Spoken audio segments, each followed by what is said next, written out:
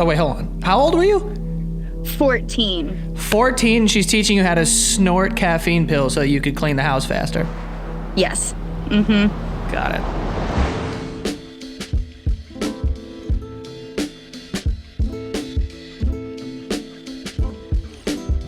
Welcome back to Other People's Lives. I'm Joe Santagato. I'm Greg Dybec. For anyone out there that would like to be a guest on our show, don't hesitate to reach out to us. Our email is oplpodcast@gmail.com. Just send us your story and we'll get back to you. Yeah, and a quick thank you to all the patrons over at patreon.com/OPL show. As you know, we use our Patreon to make donations to charities, organizations, sometimes previous guests. So actually, yesterday, as of recording this, we just made a $500 donation to the organization of a previous guest from the episode. I sent my own dad to prison. So always really cool that we're able to support, guests, charities, things that are related to some of the episodes that we do. So if you want to support the show and if you want your Patreon donation to go towards these charitable ventures that the show does, you can head over to patreon.com/OPL show. So let's get into today's episode. A woman reached out to us and she wants to talk about her experience growing up in an extreme hoarder environment. She said that her parents hoarded everything from items to garbage to cats, dogs. The subject line of her email was, "I grew up in a level 5 hoard," just to indicate how extreme this level of hoarding was. So we're going to talk to her about her journey, how it affected her, how she was able to escape that as well. So as always, we've got the guest on the line, and thanks so much for being on today. Yeah, thanks for having me. I'm really excited to raise awareness about something that's just not talked about nearly enough. Yeah, that's a good point to kick it off too. I think I've really only seen hoarding covered, I think, on, sort of like a TLC type of vibe, like, hey, look how crazy these people are for keeping all this stuff in their house. But you don't really hear about, I think, the effects, especially the effects on children of maybe parents who were hoarders. So we're excited to have this conversation too. And just to kick it off, can you sort of just define what hoarding is in general? So hoarding in general is just, there's many different types. There's they call it collection hoarding, where it's specific items, shopaholic hoarding, animals. There's many different types. They go through from levels 1 to 5. I grew up in a level 5. That's the most severe form, obviously. There were completely unusable rooms, fire hazards, there were blocked exits, literally pathways to get from room to room. We had many cats and dogs, so we definitely had it probably the worst you would see on an episode of Hoarders.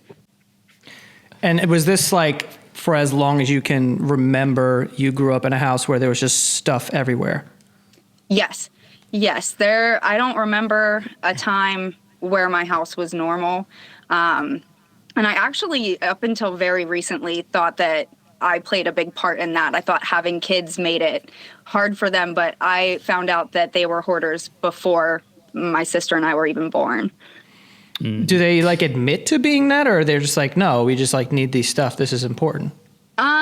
So they became very secluded. We met family members at the door. We met people at the driveway.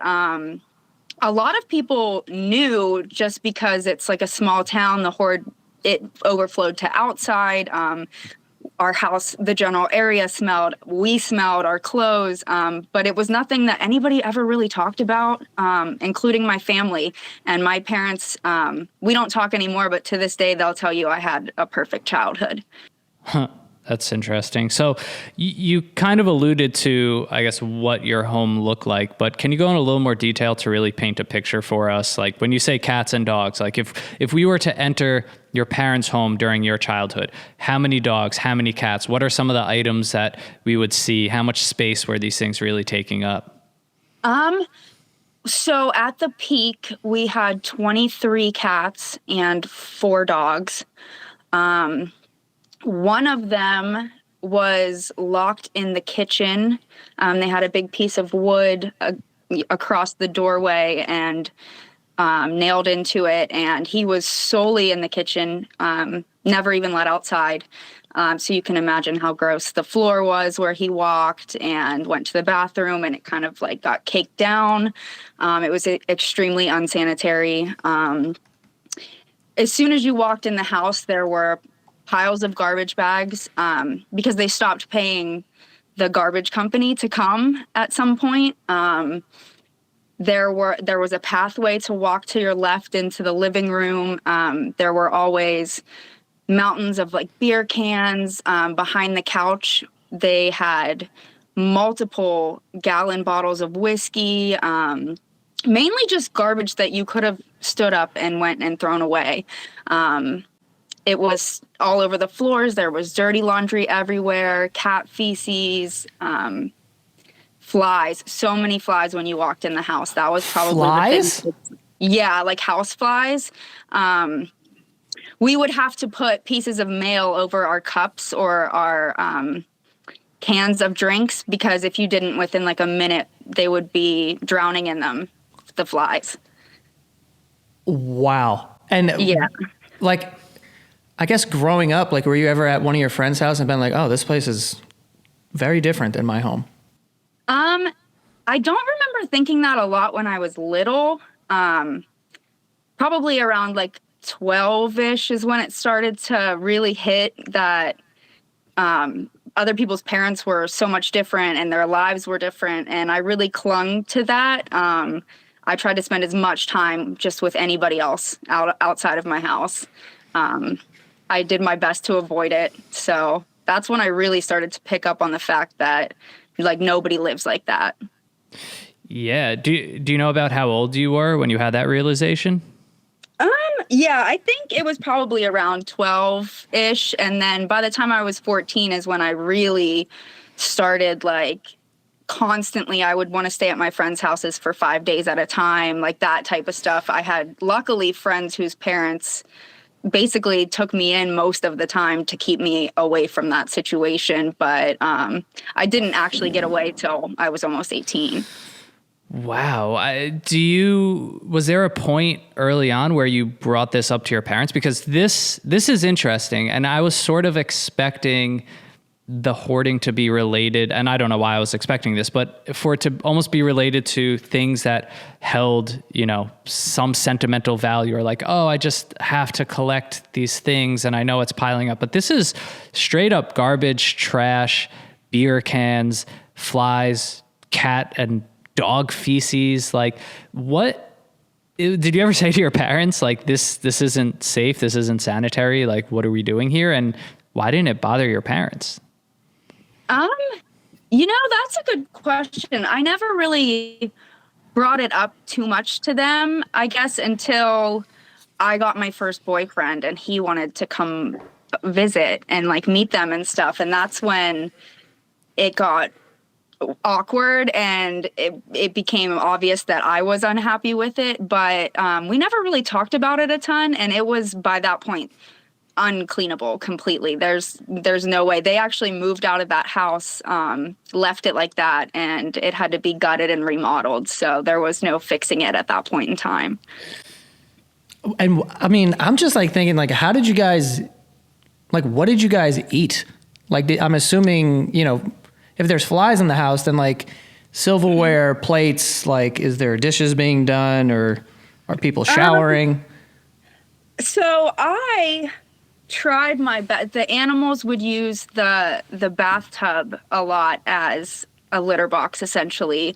So that was pretty rough because we would, like, as kids, just have to clean it to get a shower. I used to have to climb over that makeshift gate in the kitchen to wash my own silverware or plates. There were many times I would accidentally drink spoiled milk or would go to dump out something from the pantry to make cereal or something, and there would be maggots everywhere. And they were overall neglectful other than that. So there would be times that they would just leave like chicken in the oven overnight and the next day heat it up and feed it to us again. Oh my.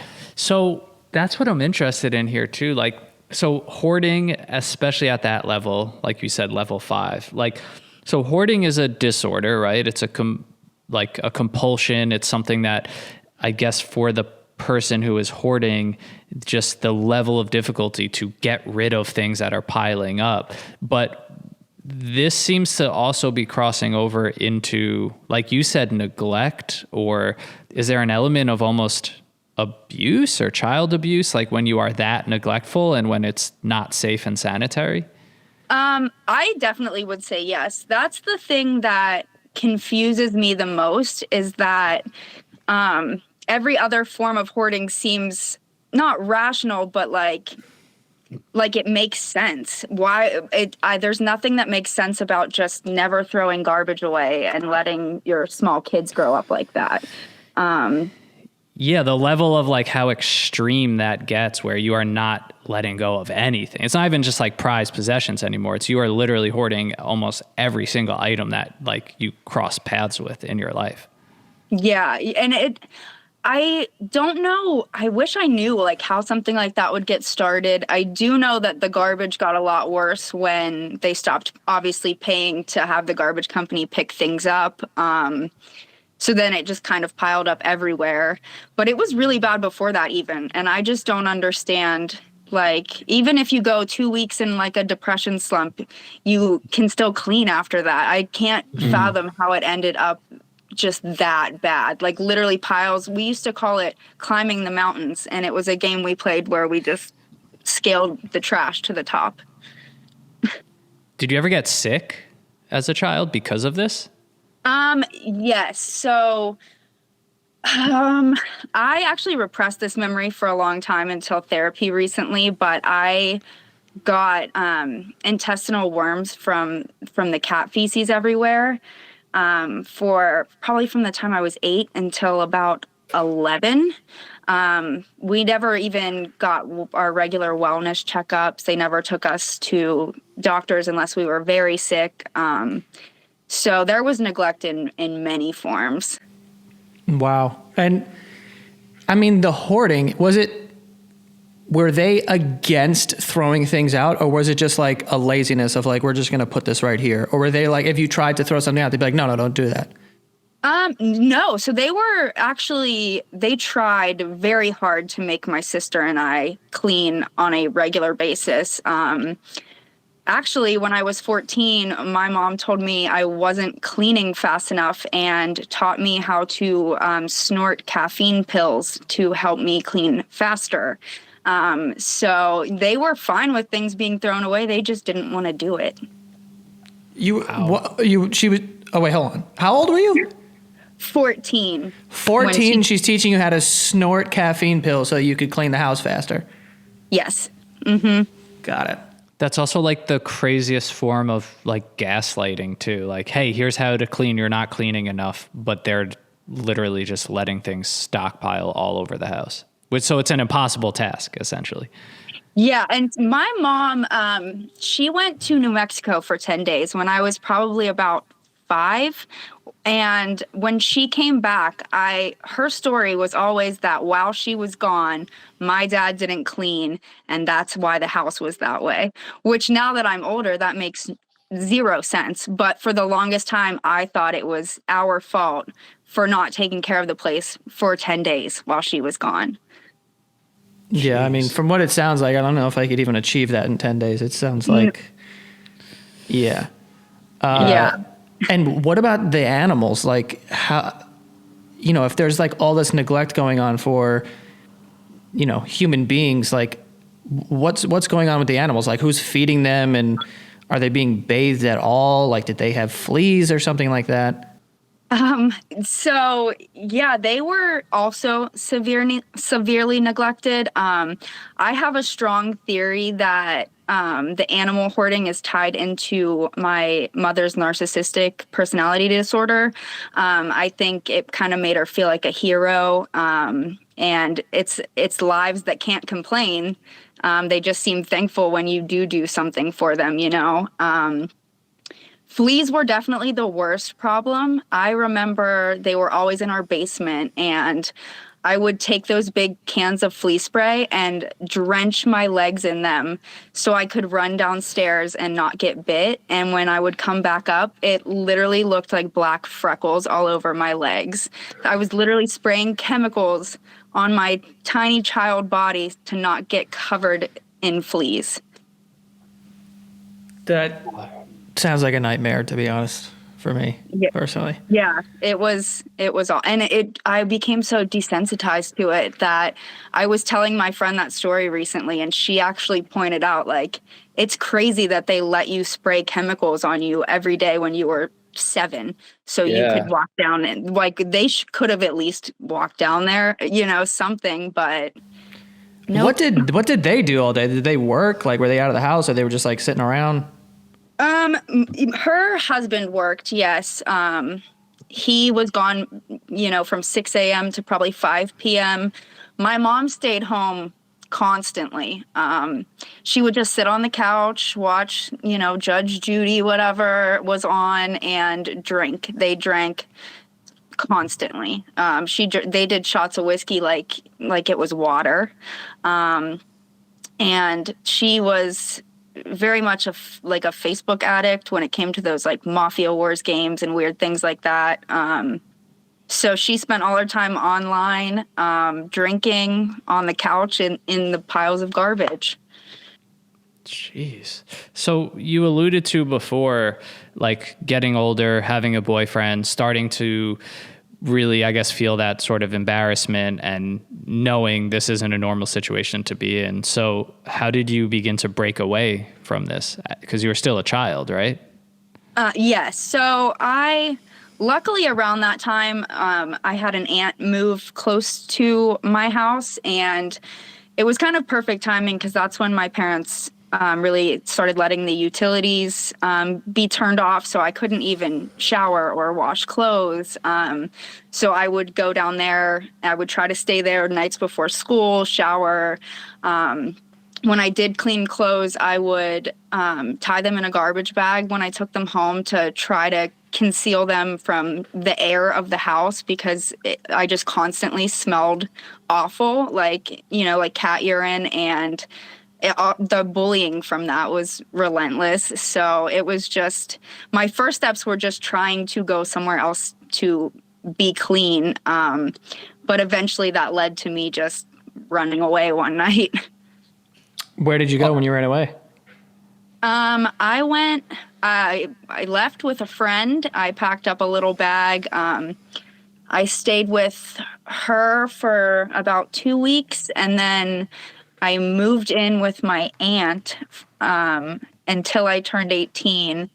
And then I wanted to go back to my original school because it's where I had gone since kindergarten. I had to enroll myself as homeless to have my own educational rights, to be in charge of them, I guess. And I couch surfed in my little town for the rest of the year so I could graduate. Wow. Were your parents like worried about you at all, or did they try to get you back home? Yes. So at the time I ran away, my mom was actually in Tennessee. She had met a man online and took off down there to stay with him for a little while.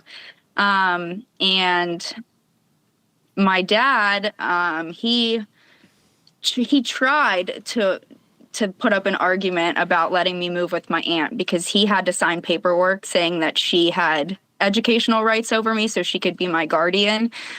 He tried to drag me out of her house and force me to go home. It was dramatic, but he eventually signed the papers, and my mom was still in Tennessee, so she couldn't do anything about it. Jeez.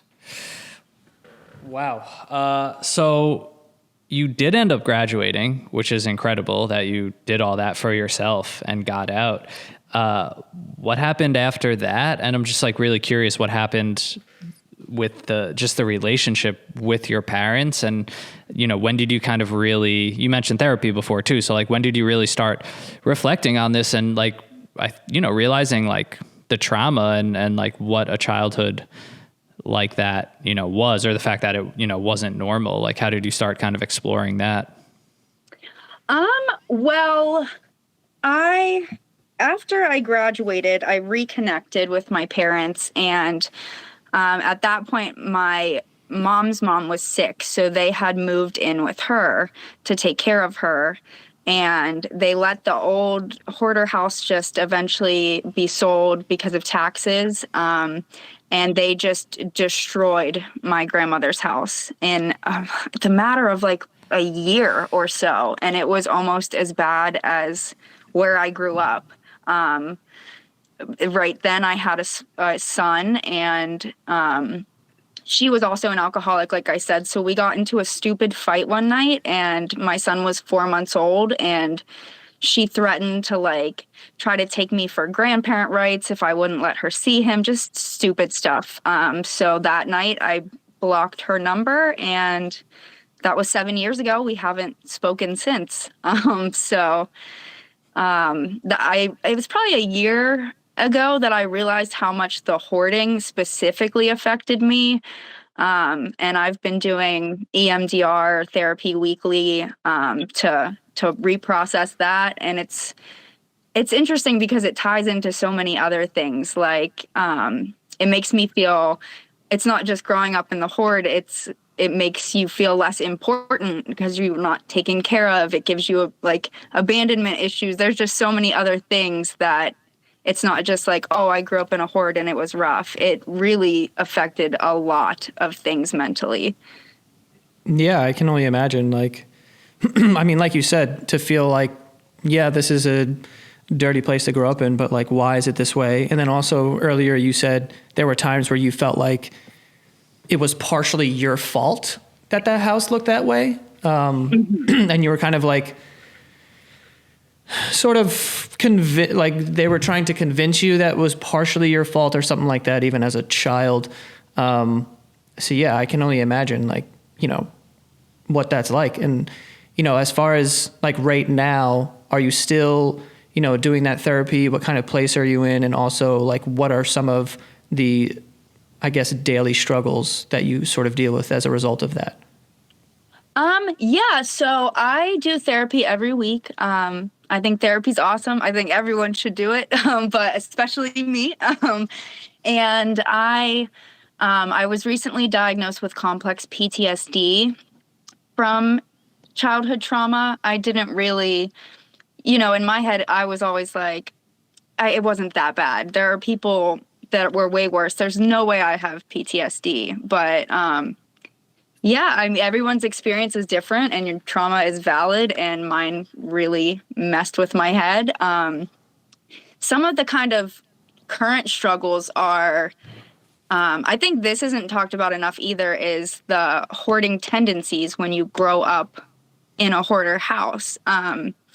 I didn't know the value of anything. I cling on to like every piece of artwork my kids bring home because I have nothing from my childhood. It was all destroyed. I didn't know how to clean properly until I was 19. I mopped a floor for the first time. Like, there were just so many weird side effects kind of that you would think, oh, I got out of this dirty house and I'm never going to let my house be anything other than spotless. But it's a lot harder than that when you don't know how to clean or to value anything at all. So that's really interesting. Yeah, like being a mom yourself now in that position.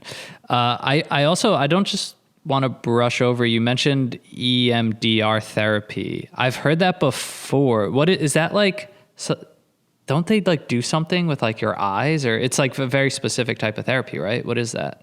Yes, so it's eye movement, desensitate.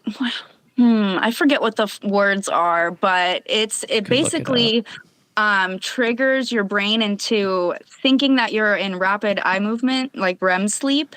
And because that's when you process everything that happened. And if you go through something that's that traumatic, there's just not enough time in sleep to process it. So essentially it triggers you into that, and it's really wild. You just start with one little thought of something traumatic and you do the eye movement, or you can also do like taps on your chest to do it, and your brain just kind of takes you on this. You'll picture something, or you'll remember this very specific thing. And I don't know, it kind of just goes where it goes. And every minute or so you stop the eye movement and talk a little bit about it and then jump into whatever popped up, and you just kind of keep going until you process it enough that it doesn't affect your daily life anymore, that you can look back on it and say, like, that sucked, but I'm okay now. Wow. Yeah, it's eye movement, desensitization, and reprocessing.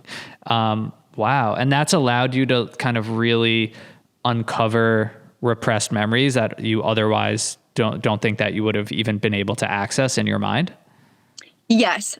So I can talk about how bad the hoard was, but it was very hard to picture it for a long time. To give specifics about the garbage, I just remembered like blurs. Like it was almost like little black and white picture motion, like old movies, like flickers. And I didn't remember the intestinal worm, medical neglect, things like that. And they just kind of come up. And I know it works for all kinds of trauma. For people bring up repressed, just everything, things that you wouldn't think that even happened. Like I'm surprised by some of the things I remember because I'm like, wow, that was bad. No, yeah, that's fascinating. I've heard some stories about that before. And yeah, people say very similar things about kind of accessing memories or being able to relive moments that they probably wouldn't have been able to get themselves to otherwise. But wow, it's really amazing to hear that you're in a better place now. That's for sure. Considering just even in, the past 20 minutes or whatever it's been of what your childhood looked like. So we always love to hear that. And it seems like you're doing an amazing job just in your day to day now. And, is there anything that you would want to leave listeners with, or maybe people who are kind of going through this themselves? I mean, this feels like one of those disorders that's probably more common than we think. It's so like literally behind closed doors that in some cases you would never know who is hoarding or what children are maybe growing up with hoarder parents, and just anything that you'd want to say, to someone going through this, or even someone who maybe has gone through this in their childhood. Well, first, I've said it once, but therapy is awesome.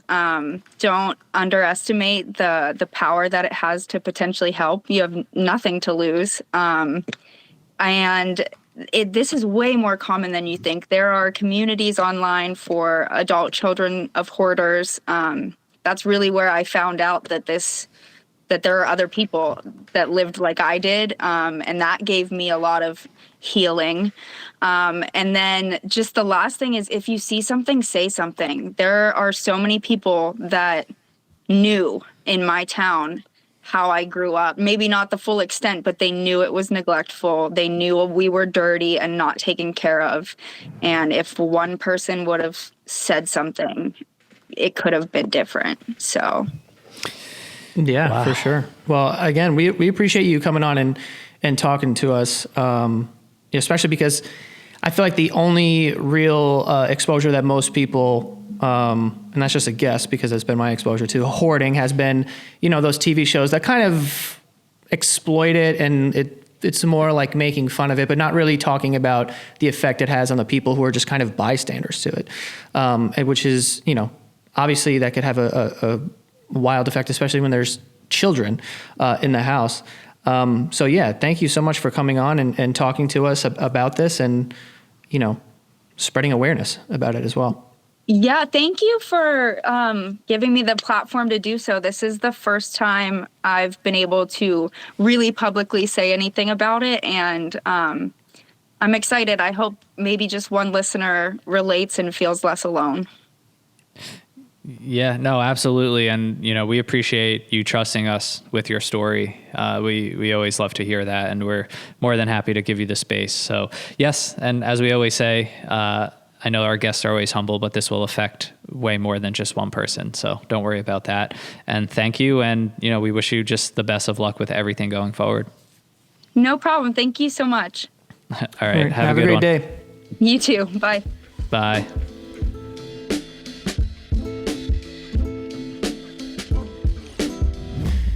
So that was probably a little worse than I thought it was going to be. I've always I've seen the TV shows about hoarders, and I've been in also some people's houses, and you're like, there's a lot of stuff around, but nothing like that. Like once it starts crossing a line of like, there's bags of garbage everywhere that's like months old. There's animal shit everywhere, like in the bathroom, using that as a litter box. And if you wanted to, and then spraying your legs down for fleas when you're like going into the basement, like just flies to walk around in your own home. Yeah, this is so damaging. Like it's so bad, and I can't even imagine how that would that effect that it has, and especially like from an outsider's perspective, when you see something like that, you're really just thinking about the garbage and like this should be cleaner or whatever, but you're not thinking about the psychological effect that has on the children, and that's a great point that she brought up of like the neglect, the abandonment of like,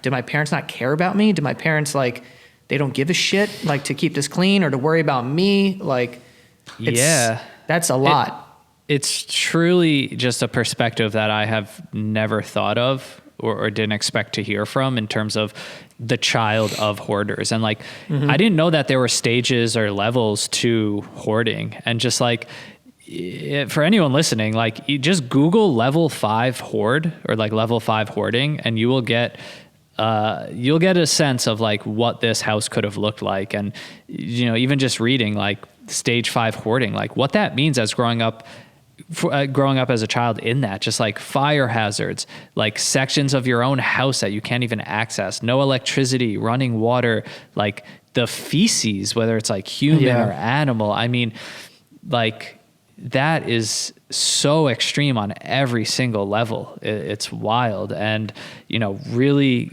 great guest to have on that was able to escape that. It's always unfortunate to hear when a relationship dissolves, with parents, maybe she seems like she's in a good place, maybe that had to be the case for her. I don't know.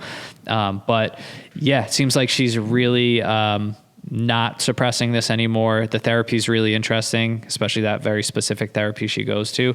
And, it's just always good to hear for anyone to say like, no, you know what? Like I did have it bad, like to validate their own feelings and trauma and understand like this was not normal, and to go through and do the work to understand it's not their fault, and how to just go on day by day, step by step, having lived something like that is just always great to hear. And like we told her, will certainly affect just more than one person hearing this.